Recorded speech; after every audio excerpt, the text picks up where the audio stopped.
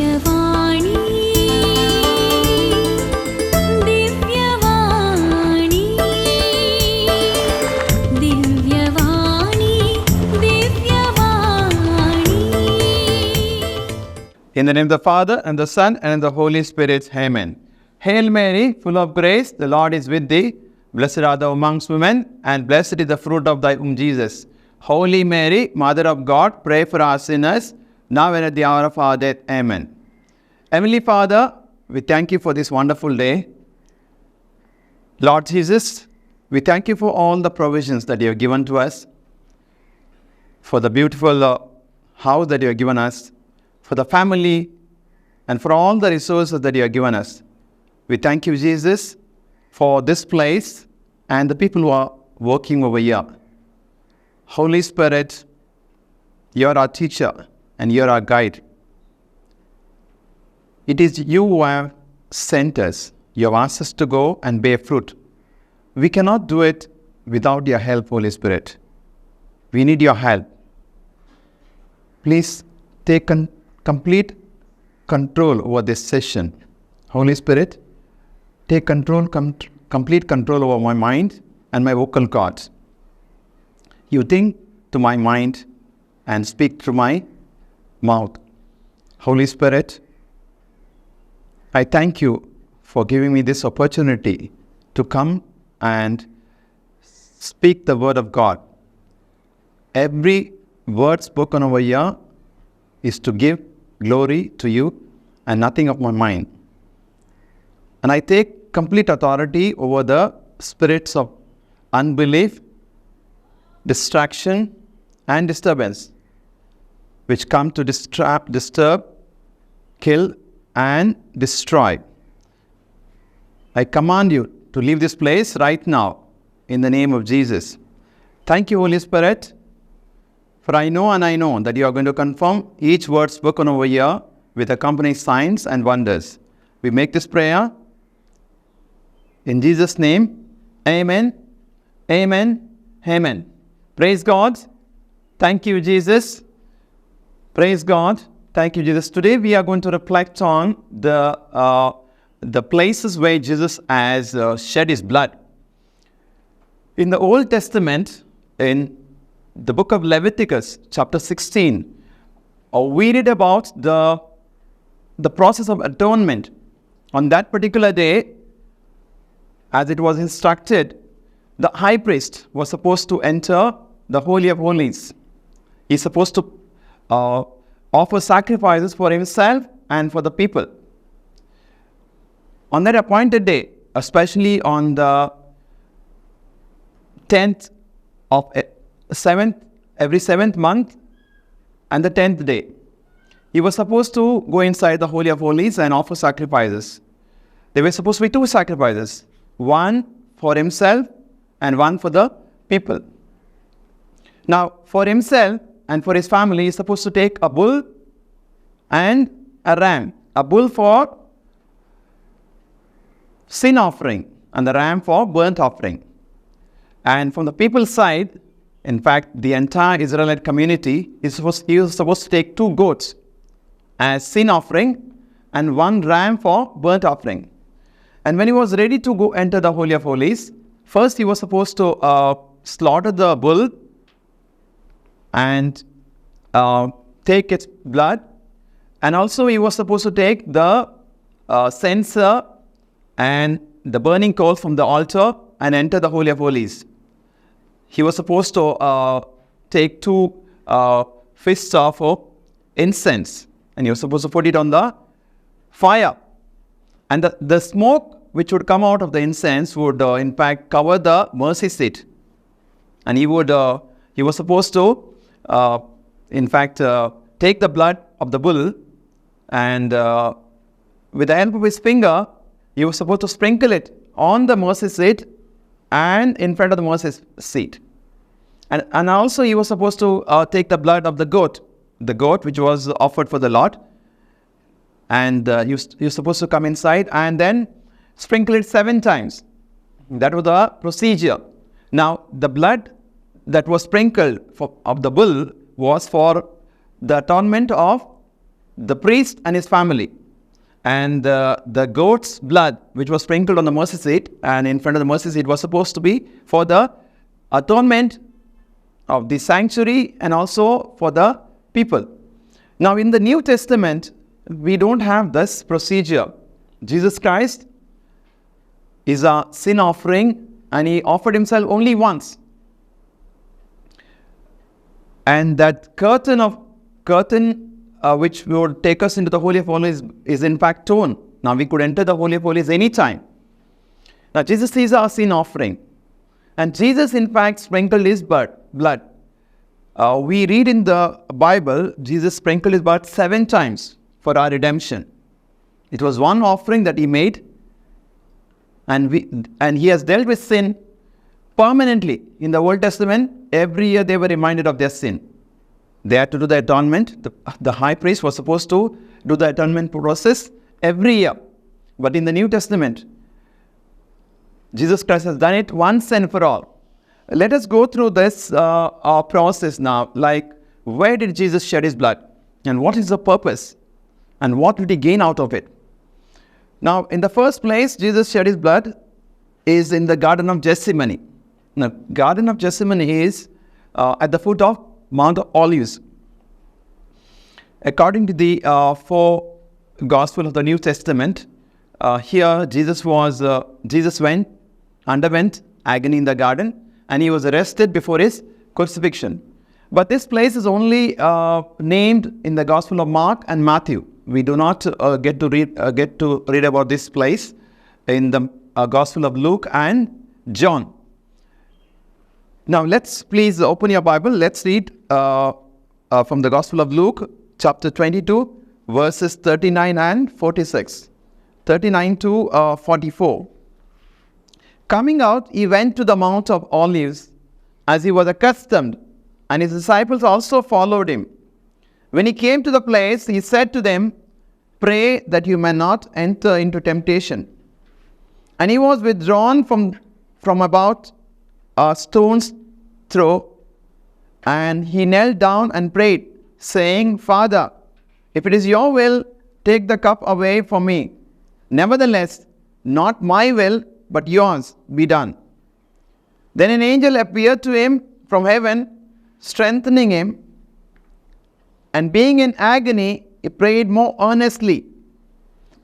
Then his sweat became like great drops of blood falling down to the ground. Now, in the medical science, sweating blood is called as hematohidrosis. Now, hematohidrosis means it's a special rare condition where a person who is under intense pressure and stress, he would in fact sweat blood. You see, especially in the military sections where some of the soldiers, if they are cornered by the enemies from all corners, there are instances in the history that soldiers have sweat blood. Now, this must have happened to Jesus.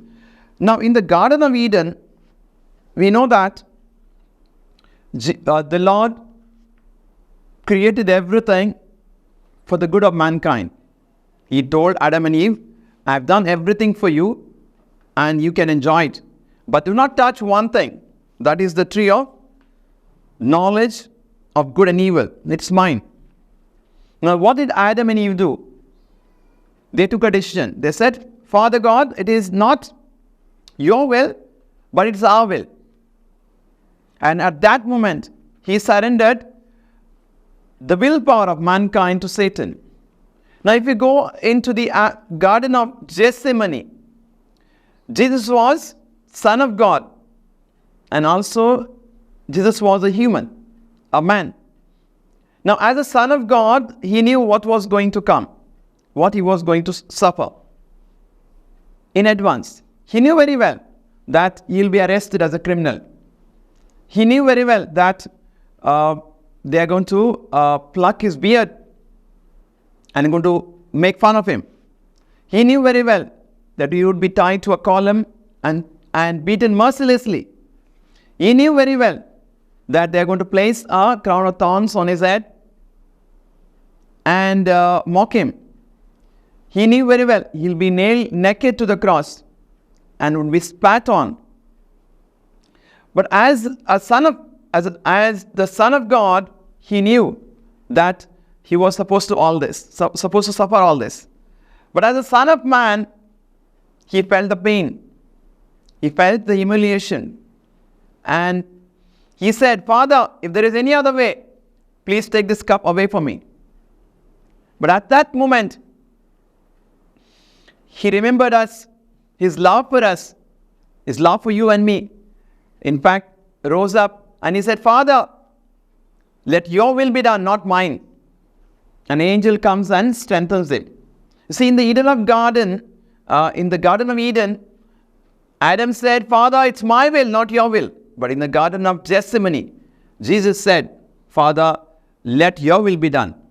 And at that point, he sweat. In fact, his sweat became blood.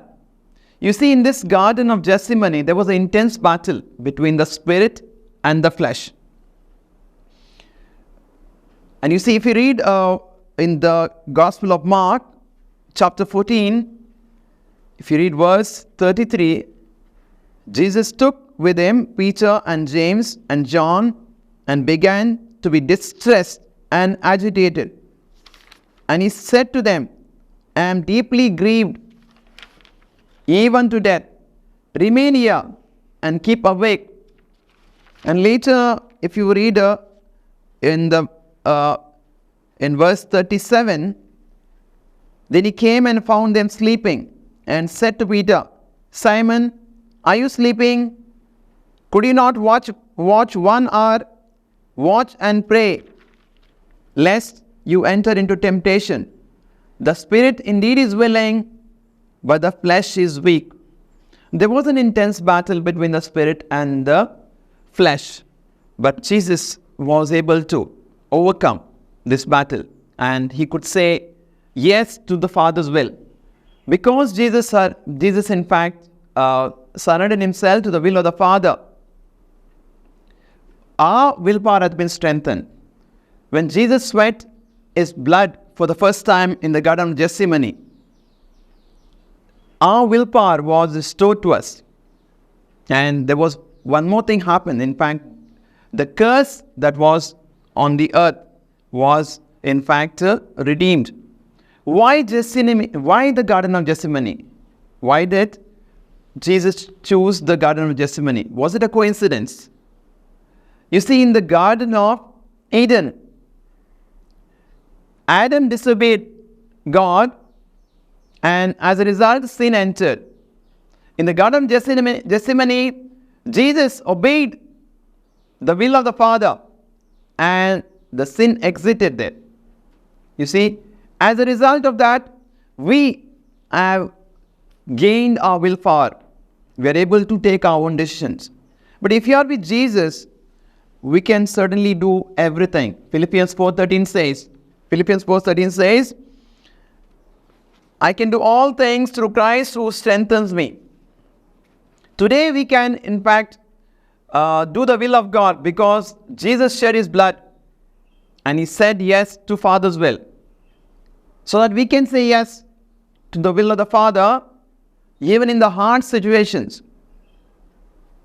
All that we have to do is that we have to in fact speak to God. Lord Jesus, we thank you for shedding your blood at the Garden of Gethsemane and helping us to in fact helping us to do the will of the Father. Thank you, Jesus, for helping us to take good decisions. Now, the Holy Spirit that is inside us will certainly will equip us, will partner with us, and help us to take the right decision. So, at the Garden of Gethsemane, because Jesus said yes to the will of the Father, today we can in fact take the right decisions and our willpower is strengthened. The second place where Jesus shed his blood is when he was beaten on his face and when his beard was plucked out. You see, when Jesus was arrested at the Garden of Gethsemane, first he was taken to Annas. Now Annas was the father-in-law of Caiaphas, the high priest that year. And the father-in-law of Caiaphas questions him about his teaching and about his disciples. Jesus answers him, well, I have spoken everything in the public, where the Jews gather in large numbers. Why do you ask me?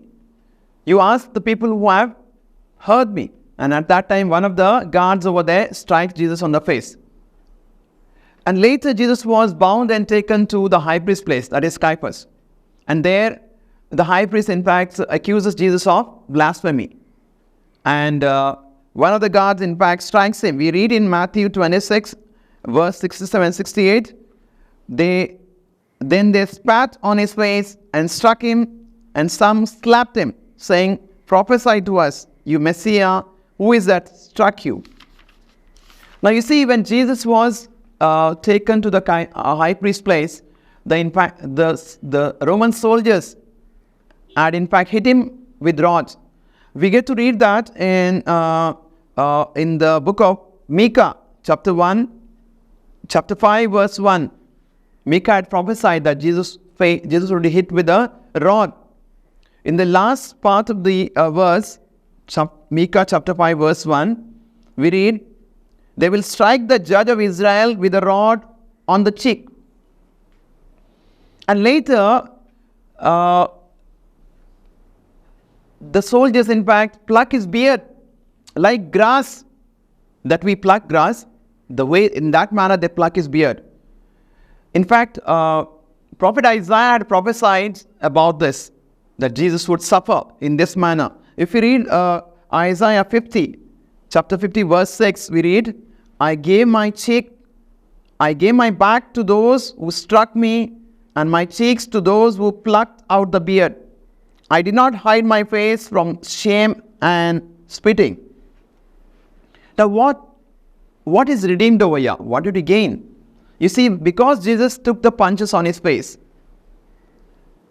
Jesus says, I have in fact redeemed you out of the slander. You see, today, because of slander, so many people's reputation is at stake. So many people are put in real distress because people have been talking wrong things about them, giving wrong reports about them. Jesus says, because I have taken the punches on my face, I have taken everything Satan could use to disfigure your face, disfigure who you are in the kingdom of God. Now, second thing, Jesus allowed his beard to be pulled out. Jesus was a rabbi. He was a rabbi. He was a teacher. And it was a tradition among the rabbis to keep long beard. The Bible says Jesus gave his back to the people who beat him, and he allowed his beard to be plucked out.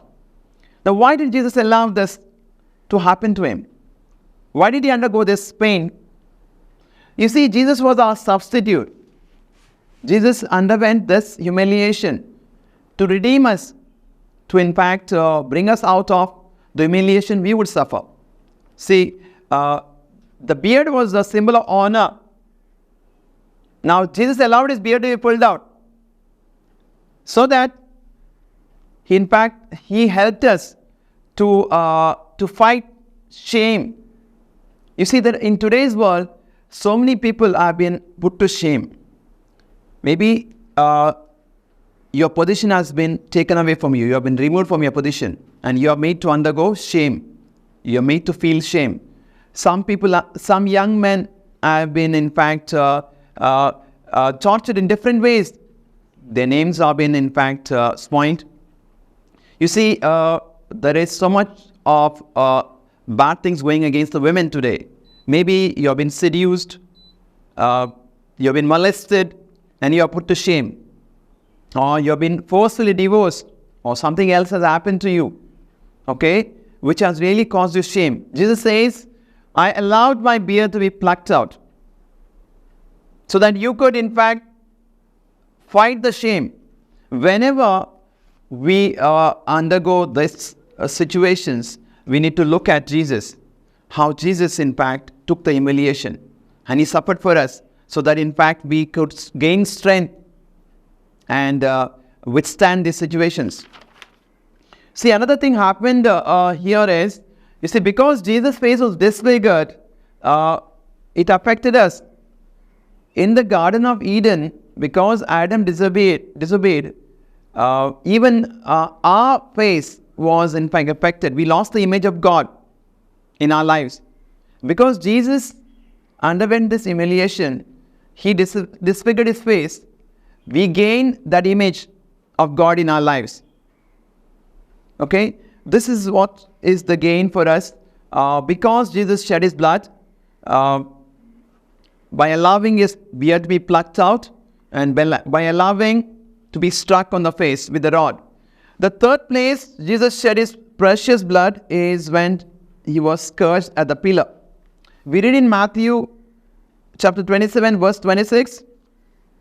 So Pilate released Barabbas for them, and after flogging Jesus, he handed Him over to be crucified. You see, the Roman scourge was a special thing. There were many thongs and ropes which were attached to that scourge, and there were small pieces of bones and metals and razor sharp materials which were embedded, knotted to those thongs. See, and it is called as phagulum, and it is also called as cat o' nine tails. See, when that scourge falls on someone's back, it will literally tear the flesh. That was a condition. See, when the Romans, when they would take a person for scourging, they would in fact tie him to a column. They would tie his hands in such a way that he won't be able to move or in fact defend himself. And then the people who would in fact scourge the person would come. In fact, sometimes in twos. In fact, they come in pairs. They come with a scourge, which is embedded with the glass pieces, bones, and metals. And they would beat that person so mercilessly. Okay? You see, sometimes the effect was felt on the column. The effect was felt on the column. There were razor marks on the column. You can imagine what would happen to the person who is being flogged. We can imagine how Jesus felt during this situation. What was his torment? You see, his torment is in fact well recorded or well prophesied by Prophet Isaiah. Prophet Isaiah prophesied about Jesus suffering 700 years before he could come. We read in chapter 53, verse 5. Prophet Isaiah says, "He was wounded for our transgressions, He was bruised for our iniquities. The chastisement for our peace was upon Him, and by His stripes we are healed." We also read in 1 Peter 2:24, we read, "Who Himself bore our sins in His own body on the tree, that we, having died to sins, might live for righteousness, by whose stripes you are healed." You see, Jesus, we are healed not because of these a few stripes. We are healed because of the stripes that Jesus suffered on His entire body. There were bruises on His entire body. It is said that, Jesus' body was ripped into shreds, literally ripped to shreds. There were bruises everywhere. So we are healed because Jesus suffered bruises and wounds on the entire body. Now, how many lashes did Jesus receive? How many beatings did Jesus receive? There is no direct entry, or there is no direct evidence in the Bible as to how many lashes Jesus suffered.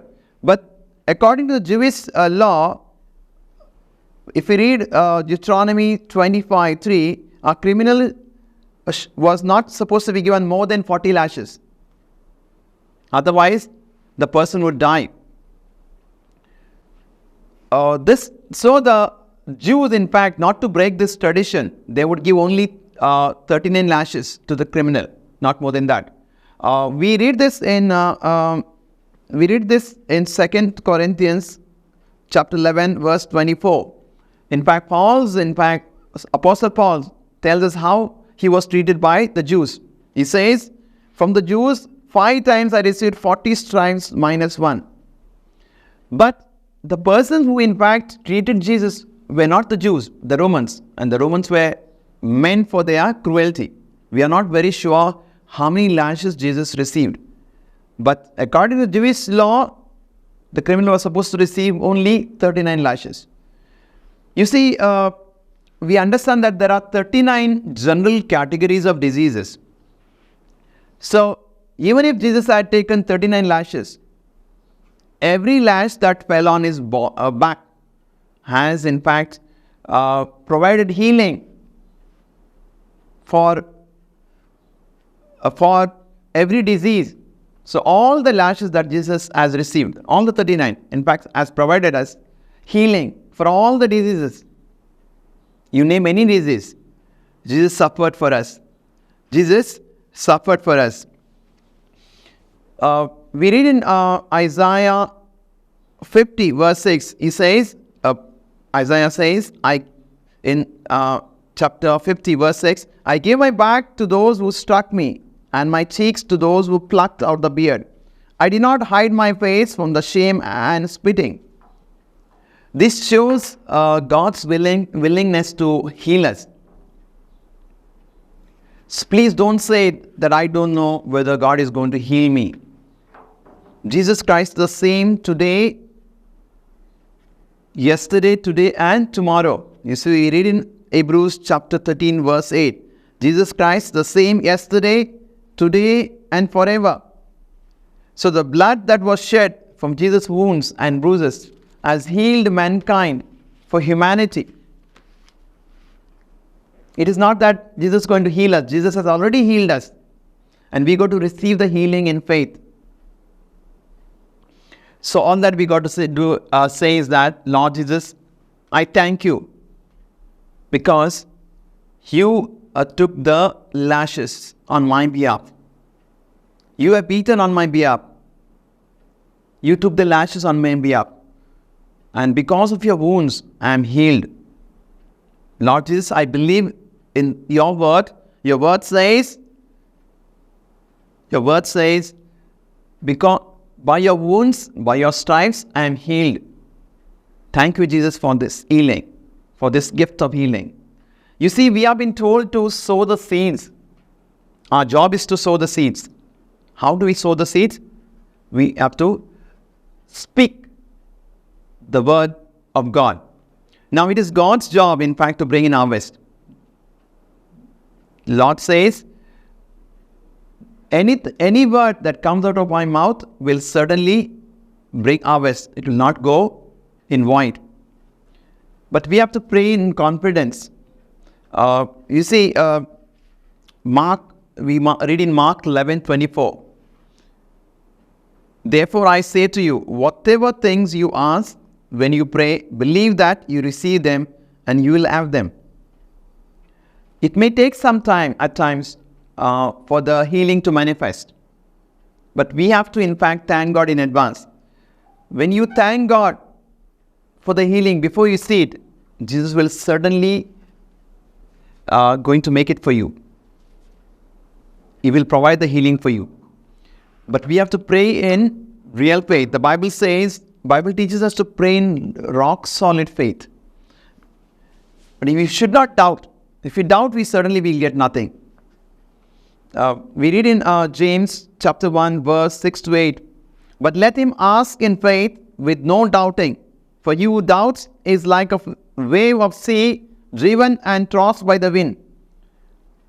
For let not that man suppose that he will receive anything from the Lord. He is a double-minded man, unstable in all his ways. So if we doubt, we will get nothing. Whatever may be the situation, we should pray with confidence, pray in total faith, and believe that we have received the healing. And when you thank God in advance, for the healing. It will certainly going to manifest. Thank you, Jesus. In the fourth place where Jesus shed his blood is when the Roman soldiers put the crown of thorns on his head. Let us please read. Please open your Bible. Chapter 27, Matthew 27, verse 27 to 31. Then the soldiers of the governor took Jesus into the praetorium and gathered the whole garrison around him. And they stripped him and put a scarlet robe on him. When they had twisted a crown of thorns, they put it on his head and a reed in his right hand. And they bowed the knee before him and mocked him, saying, "Hail, King of the Jews!"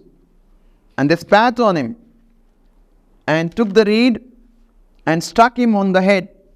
And when they had mocked him, they took the robe of him, put his own clothes on him, and led him away to be crucified.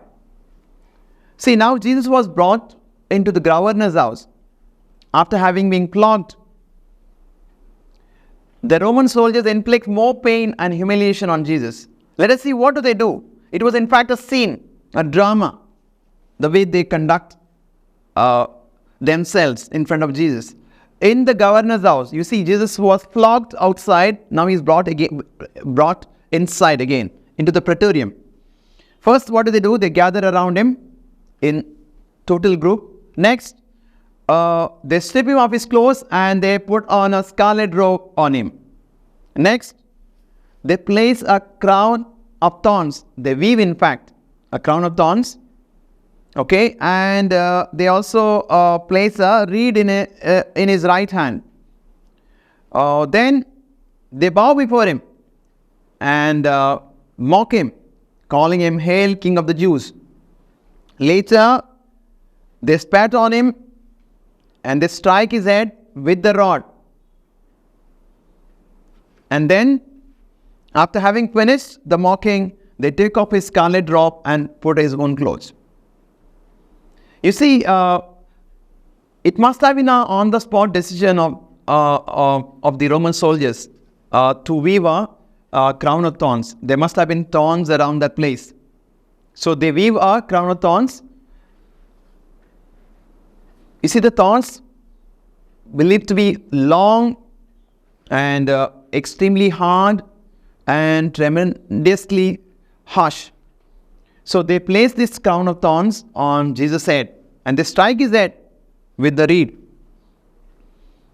And that blood flows down on his face. You see, Prophet Isaiah pictures this situation very well.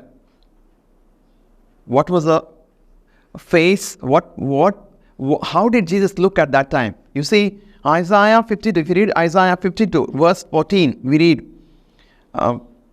this is the New International Version. Just as there were many who were appalled at him, his appearance was so disfigured beyond that of any human being, and his form marred beyond human likeness. Jesus did not look like a human being at all, because his face was disfigured, totally distorted. You see, Roman soldiers did not know that they were playing into the redemptive purposes of Lord the Savior. You see, when they placed the crown of thorns on Jesus, the Lord redeemed us of the poverty. You see, in the Garden of Eden, the ground was under curse, and the thorns and thistles represented lack of provision, poverty. But when Jesus took the thorns, Jesus redeemed us from that poverty and he gave us the provision. If we read Genesis chapter 3 verse 17 to 19, then to Adam he said, "Because you have heeded the voice of your wife and have eaten from the tree of which I commanded you, saying, you shall not eat of it, cursed is the ground for your sake. In toil you shall eat of it all the days of your life. Both thorns and thistles it shall bring forth for you. And you shall eat the herb of the field. In the sweat of your face you shall eat bread till you return to the ground. For out of it you were taken, for dust you are, and to dust you shall return. See, Adam and Eve were living in total abundance. They were in fact enjoying the presence of God, the fellowship of God. When they moved away from God, they lost that glory. That glorious light which was covering them was removed, causing them to feel naked, guilty and fearful. Then God spoke to Adam. He told him, because you have listened to your wife, because you have gone against my order, now you will not avail free food. I am not going to provide for you anymore. You got to work. You got to toil the land. You got to sow. You got to plant. You got to harvest. And you have to work for yourself. So the ground is under curse, and it will bring forth thorns and thistles for you. By the sweat of your brow you shall eat, and you will not avail any free food anymore. See, because of this, because of Adam's disobedience, we in fact lack this abundance, free abundance, which God had in fact provided to Adam. If we were to have that abundance, we would have gone around and pluck a fruit, eat and make salad and enjoy everything. But that's not the condition today. We have to work hard by the sweat of our forehead. In fact, we have to take out a living. And this has been the condition of mankind ever since the fall. Mankind has been struggling for a living. You see, when the Roman soldiers, when they pressed the thorns on Jesus' head, when they struck his head with the reed, the blood flowed down. And because of the blood, Jesus in fact redeemed us from that poverty, and He gave us the provision. Today we have a roof over our head. That's provision for us. Today we have good food to eat. Today we have good clothes. We have vehicles to go around. We have good job opportunities, and our farms and our farms, yes, especially produce good yield. It's God's provision. We have opportunities today. We enjoy God's provision, but we are not aware of it. It's God's provision. If at all we are living a good life, if we are self-sufficient today, it is God's provision. And God says, I'm going to really bless you more and more. But only thing we need to be obedient to the word of God. The more obedient we are, the more will be our prosperity. You see, but God wants us to, in fact, obey His word. If we read Luke 6:38, God says, give, and it will be given to you. Good measure, pressed down, shaken together, and running over, will be put into your bosom. For with the same measure that you use, it will be measured back to you. So we need to be obedient to the word of God to be more prosperous. If we are obedient to the word of God, all the promises in the Bible are a yes and amen. Everything. Bible says in 2 Corinthians 8:9, For you know the grace of our Lord Jesus Christ, that though He was rich, yet for your sake He became poor, that you through His poverty might become rich. Jesus was rich. He had the fullness of heaven. He was with the Father and the Holy Spirit. He was enjoying the riches of heaven. But He came down for our sake. He walked the ground. He took the cross. And He was nailed to the cross, and He died for us so that we could enjoy the richness of heaven. If you read Ephesians 1:3, we read, Blessed be the Lord and Father of our Lord Jesus Christ, who has blessed us with every spiritual blessing in the heavenly places in Christ. Jesus came down to this earth. He was rich in heaven. He became poor for our sake. By coming to earth, He became poor. so that He could make us rich. And He has blessed us. Every one of us are blessed. Do I believe that? I don't have to really believe someone says anything. I don't have to really express that I lack anything. Please believe in the word. I need to obey the word. The word says I am blessed. The word says, blessed be the Lord and Father of our Lord Jesus Christ, who has blessed us with every spiritual blessing in heavenly places in Christ. So we have received the blessing. We have to accept it. Thank you, Jesus. The fifth place where Jesus shed His blood is when His hands were pierced. The blood that is shed from Jesus' pierced hands has won back our dominion over the things we touch. Genesis chapter 1 verse 26 we read, Then God said, Let us make man in our image according to our likeness. Let them have dominion over the fish of the sea, over the birds of the air, and over the cattle, over all the earth, and over every creeping thing that creeps on the earth. God had blessed mankind with everything. He had given us the authority. He had given us dominion over the fish, of the sea, over the birds of the air. That means over the sea, over the air, and also on the earth.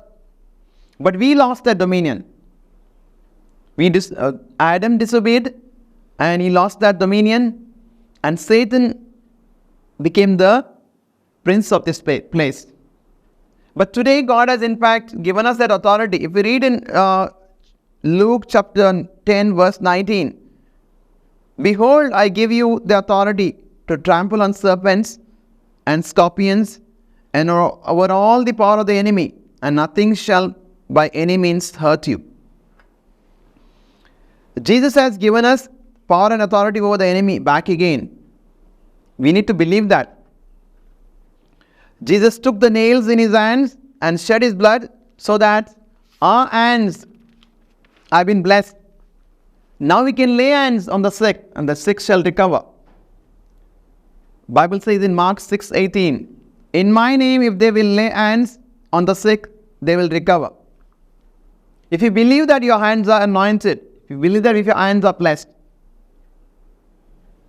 because Jesus shed His blood from His hands, certainly you will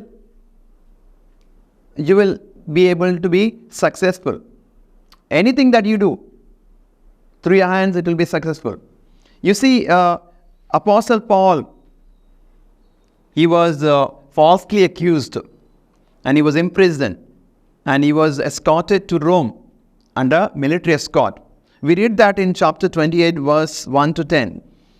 And on the way, they meet with shipwreck, and they land up in the island of Malta. It was a rainy day, and all the prisoners along with Paul, they were warming up near a fire, and suddenly a snake comes and in fact it fastens itself on Paul's hand. The locals think that he would die, because they thought that he was a criminal. He must have escaped from the sea, but justice will not leave him. But Paul was able to in fact shake off that snake into the fire, and there was no harm done to him.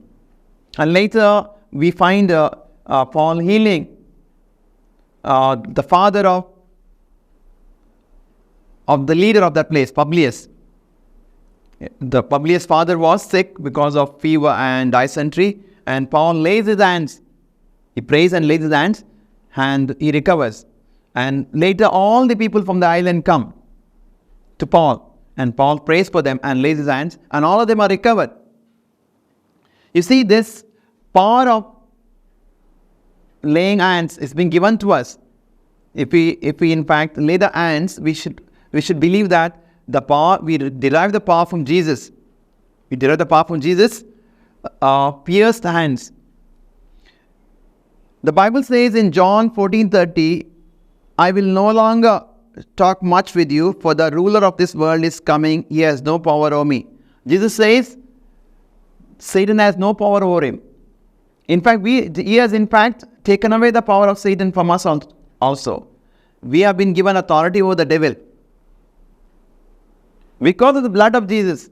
When you bring the blood of Jesus on the scene, the devil will not remain there.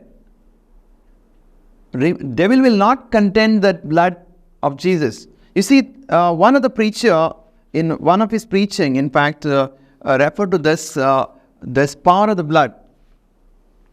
He was explaining how the power of the blood would work.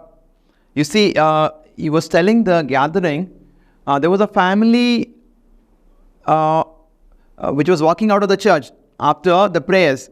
They had in fact spoken the word of God. They had confessed it, the entire family, and they were walking out in the dark alley.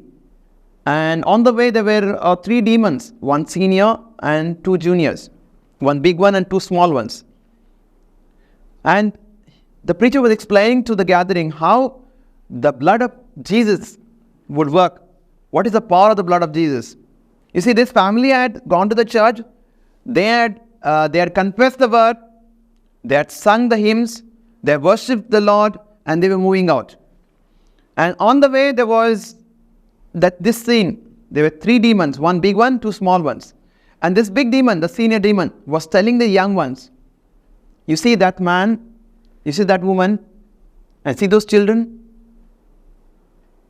They have the blood of Jesus on their body. Please don't touch them. They have the blood of Jesus on their body. Please don't touch them. If you touch them, legions of angels will pounce on you. See, that is the power of the blood of Jesus. You in fact believe in that. You apply the blood on your body. It heals you internally. It marks you it protects you externally. You believe that no devil can touch you. No devil can touch you. No devil can contend the blood of Jesus. See, devil doesn't want us to lay hands. He doesn't want us to, in fact, pray with authority. But God has given the power. Jesus' pierced hands, the blood that is shed out of Jesus' pierced hands, has given authority and power to us to lay hands on the sick, and the sick will recover. We should in fact plead the blood of Jesus on the sick people and also unsaved family members and loved ones. See, this authority is being transferred from Jesus' hands to us. It's not a ritual. We need to believe in that. The 6th place where Jesus shed his blood is when the Roman soldiers drove the nails through his feet, nailing him to the cross. The blood shed from his pierced feet has given us dominion over the place you and I walk. Because Jesus' feet were pierced, we've got the dominion. And whichever place we walk, we will be successful. You see, we read in the Bible, Deuteronomy 11:24, chapter 11, verse 24 says, every place on which the sole of your feet treads shall be yours, says the Lord. So we have been commanded to go and preach the gospel. We've been commanded to go and proclaim the gospel to the whole creation. The Bible says in Mark 16:15, and he said to them, go into the whole world and preach the gospel to every creature. See, this will not be possible for us unless we have authority over the devil. That's why Luke 10:19 is significant over here. What does Luke 10:19 say? Behold, I give you authority to trample on serpents and scorpions and over all the power of the enemy, and nothing shall by any means hurt you. When we go by the authority of Jesus, and he'll be with us. He'll not leave us. Mark 16:20 says, and they went out and preached everywhere, and the Lord working with them and confirming the word through accompanying signs. Amen. Brothers and sisters, when Jesus has asked us to go and preach the gospel, he will walk with us. He'll accompany us. But we got to believe in it. We got to be confident. We have been asked to go into the neighborhood and bind the devil.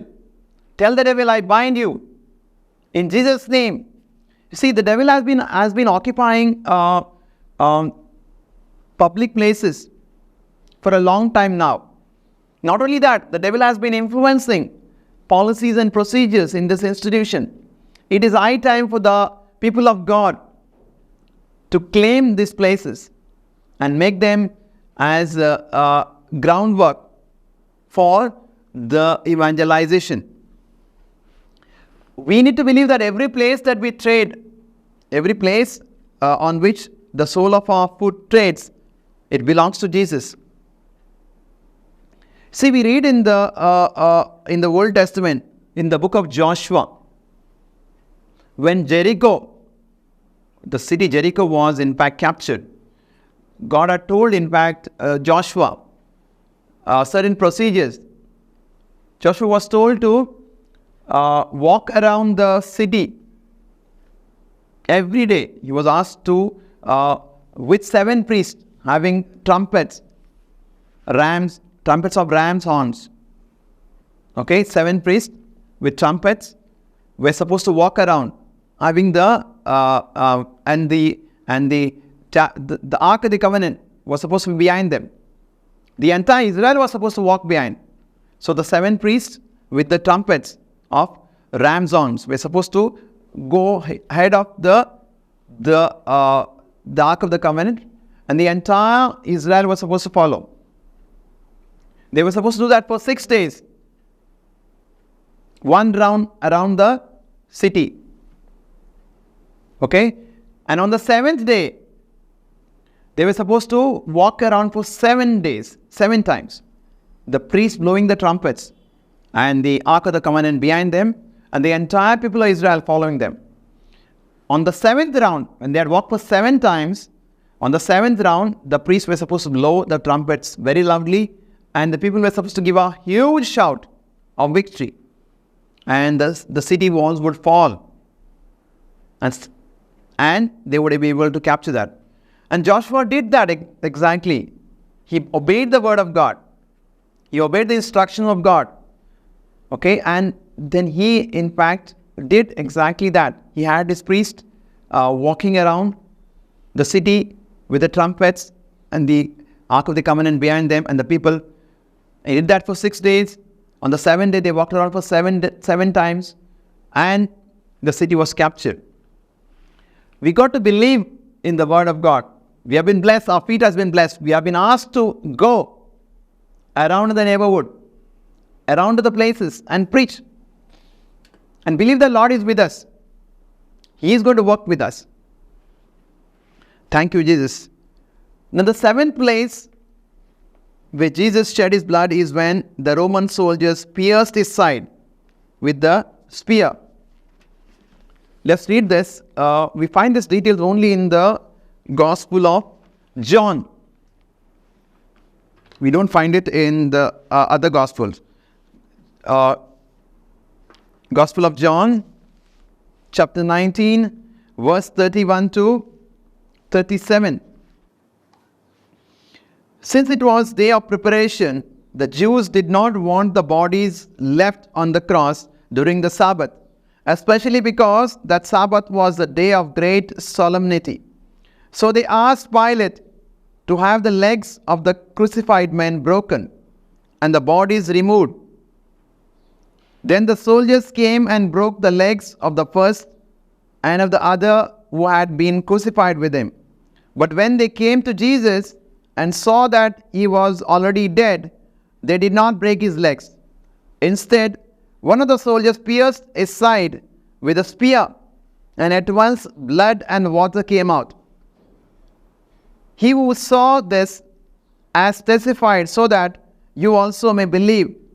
His testimony is true, and he knows that he tells the truth. These things occurred so that the scripture might be fulfilled.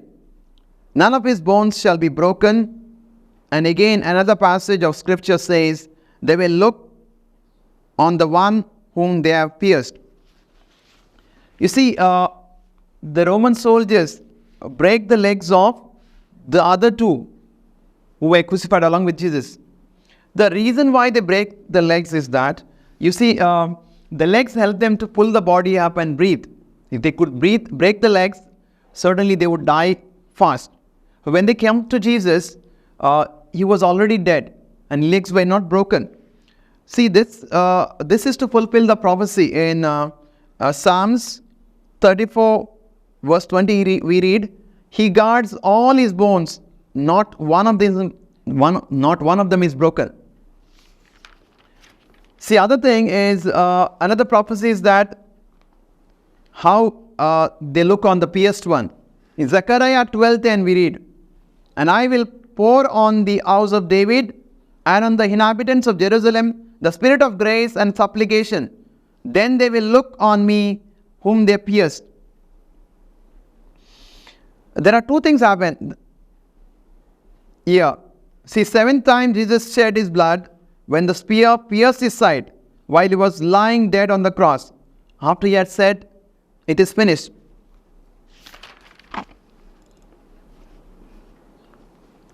See, what does the blood and water that come out of Jesus' pierced side mean?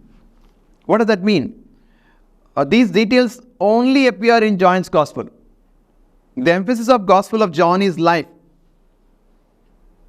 See, John uses pictures to help us understand the spiritual realities. The picture of blood and water.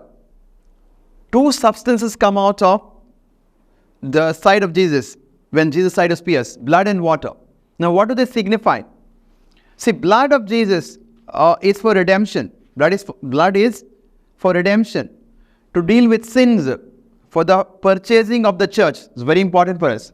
So, the blood that comes out of Jesus' side when his side was pierced is for redemption. So, deal with redemption, to deal with sins, for the purchasing of the church. In John 1:29 we read, "The next day John saw Jesus coming toward him and said, 'Behold, the Lamb of God who takes away the sin of the world.'" In Hebrews 9:22 we read, "And according to the law, almost all things are purified with blood, and without shedding of the blood, there is no remission." So also in Act 28, we read that the church was purchased with the blood of Jesus. So the blood is for redemption, to deal with sin. Now what is the water for? Water is for imparting life, to deal with death, for the producing of the church. John 3, chapter 3, verse 14 to 15 we read, "And as Moses lifted up the serpent in the wilderness, even so must the Son of Man be lifted up, that whoever believes in him should not perish, but have eternal life." Also John 12:24 says, "Most assuredly I say to you, unless a grain of wheat falls into the ground and dies, it remains alone.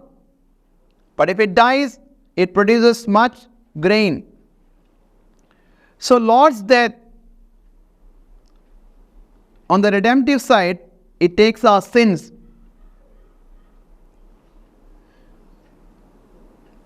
And secondly, it takes on the negative side, takes our sins, and on the positive side, imparts life into us. Hence, it has two aspects, the redemptive aspect and the life imparting aspect. So the blood and water shows us two important aspects of Lord's death. The redemptive aspect, that is blood, and the life imparting aspect, that is water. And you see, other thing that happens over there is that it also represents a broken heart. Jesus say, "I heal the broken-hearted."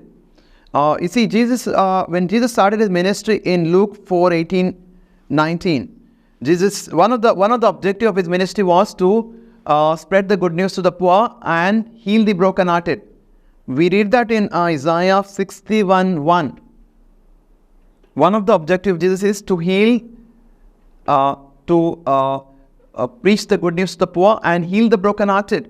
So his heart was broken, so that our hearts could be mended and healed. In Psalm 147:3, we read, He heals the brokenhearted and binds up their wounds. So Jesus has provided us healing for our hearts. He has mended our hearts. And also we have received mercy. You see, one of the things that we receive is mercy, the grace. So these are the 7 places where Jesus has sprinkled His blood. First one is the Garden of Gethsemane. Because Jesus shed His blood and because Jesus said yes to the will of the Father, our will has been strengthened. We can take our right decision today. We have the strength to take the right decision. The second place Jesus shed His blood is where Jesus was struck with rods and His beard was plucked out. And because of that, Jesus allowed He took the punches on His face so that we are strengthened to face slander today, the lies. Jesus allowed His beard to be plucked out and He underwent that shame. It was the sign of honor, but He took that shame on Himself so that we could be protected from the areas of shame, wherever we are put under shame. The third place Jesus shed His blood is when He was tied to a column and scourged. And because of the wounds that He suffered at His back, we have been healed from all the sicknesses, all the diseases. Forever. We have been healed from all our diseases. The fourth place, Jesus shed His blood when he was placed, the soldiers had placed a crown of thorns on His head. And because Jesus took the thorns, He has in fact redeemed us from the poverty. He has given the provision of life. We have provision today because Jesus has redeemed us from poverty. The fifth place Jesus shed His blood is when His hands was pierced. The blood that is shed from His pierced hands has given us authority. Whatever that we touch is blessed today. Our hands have been blessed and anointed. The sixth place Jesus shed His blood when His feet were pierced. And because of that, the blood that is shed from that place has given us authority to walk. It has given strength to our legs. And the sixth place is when His side was pierced. And Jesus has, in fact, blood and water comes out. There are 2 things happen. One is that blood redeems us from sin. And the water, in fact, imparts life. And other thing is that our hearts have been mended because Jesus' heart was broken. So this is what happens before the crucifixion. How Jesus sprinkled His blood 7 places, and in what way we have been redeemed, in what way we have been blessed. So thank you so much for joining this reflection. The sprinkling of blood, Jesus' blood, in 7 places. You see, in the Old Testament, in the book of Leviticus, chapter 16, we read about the atonement. The high priest sprinkled the blood on the mercy seat 7 times. The blood of the bull and the blood of the goat. And that event, it foreshadows what happens in the New Testament. Jesus sprinkled His blood 7 times here. And He has redeemed us. He has dealt with sin forever. In the Old Testament, it was supposed to be done every year. But here, in the New Testament, Jesus has done once and for all. He has dealt with sin once and for all. And we could confidently walk into the Holy of Holies today. He has given us that provision. He has given us that confidence. So thank you so much. We'll end this reflection with a prayer. Thank you, Jesus, for this wonderful day. We thank you for this place of Brother Vinod, which has given us this opportunity to spread this good news of yours. Thank you, Jesus. You shed your blood for us.